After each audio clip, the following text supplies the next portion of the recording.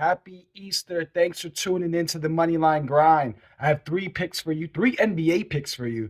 And then I got another MLB pick for you as we're slowly warming up to the MLB season. I'm sorry it's been hit or miss the last couple of weeks as far as my attendance. And as far as the picks, it's a little bit of a struggle this month. I think we're down about 5 units so far, but we have today to make up for it. Maybe we hit all three. Maybe we kind of damage control the month here. I know a lot of folks will be spending their holiday with their family, friends, whatever you're doing today. So thank you for spending some time with me. We'll make this really quick so that you can get your bets in. There's limited time because we're going to be, some of us, not all of us.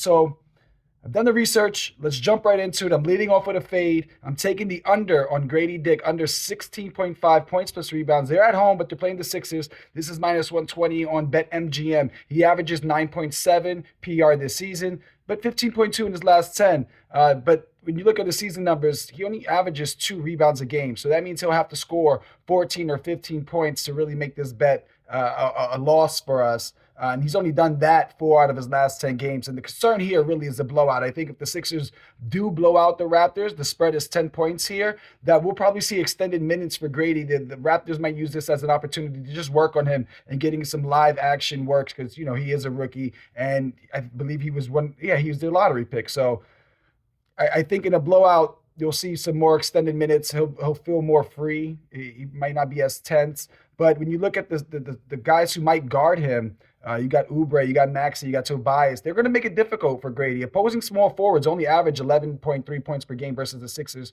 which is the fewest allowed to opposing small forwards. And they also allow the fewest free throw attempts at 1.5 free throw attempts a game. Raptors only average 98 points per game in their last 5. Sixers play at a slow pace over the last 10 road games. I think the athleticism, the overall size of the guys who are going to be guarding Grady Dick today will make it really tough.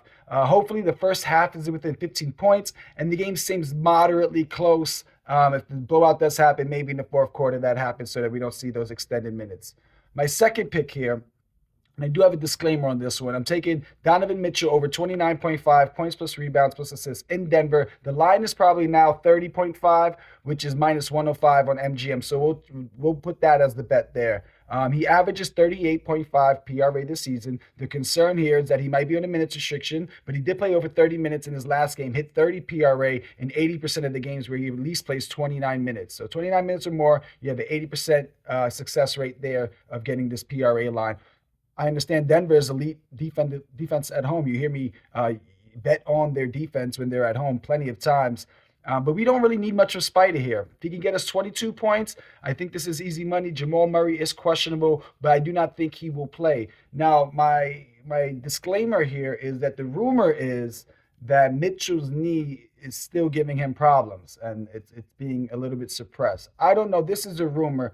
And even with that, if he's going to be out there and if he's willing to play 30 minutes a game, 30 PRA is not much for this guy. High usage. He can get you 6 to 8 assists.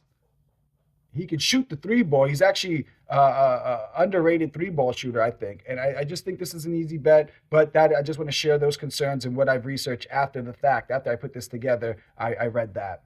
Final pick, we're taking another cash cow. I'm going Stephen Curry over 30.5 points plus assists, minus 110 in San Antonio. Spurs just allowed Brunson to go for 67 points and assists. That was 61 points and 6 assists against them. And I'm just hoping Curry can give us half of that production. He averages 31.5 PA on the season, but we've seen a dip around 27, 28 PA in his last 10. The matchup versus the Spurs is pretty much a perfect picture. They're going to allow tons of points, and naturally those points are going to be from distance, from the perimeter. You don't really want to get into the lane and have to take the challenge against Wemby. Curry just happens to be one of the best perimeter players and the best shooter of all time.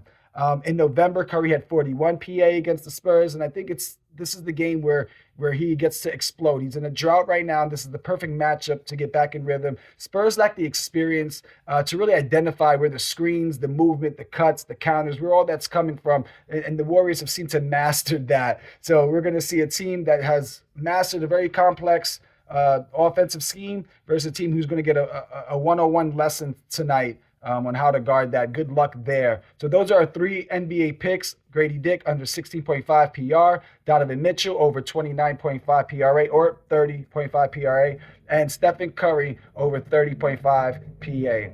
Now, our MLB pick, we'll keep it light. I know, like I said, we're in a rush. I'm taking Chris Sale, keeping it simple. I had a strikeout pitch play yesterday. I didn't get the video out, and that one hit. And that sucks because I wish I would have got that video out. I should have just tweeted it because I swear to God, I would have counted it if I had tweeted it. But it was I forgot the pitcher, but we hit that. But anyway, Chris Sale over 5.5 Ks, strikeouts in Philly. So we need 6 strikeouts from Sale, minus 130 in MGM. This will balloon because I'm seeing it on other sports books that are already minus 145.